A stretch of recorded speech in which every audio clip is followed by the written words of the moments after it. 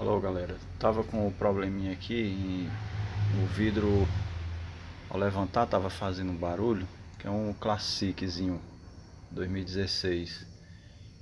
E eu resolvi o problema aqui. Deixa eu baixar aqui novamente. O vidro ele tava fazendo um barulho, tipo que querendo travar a subida e a descida do vidro. Aí resolvi o problema aqui, achando que era a máquina, né?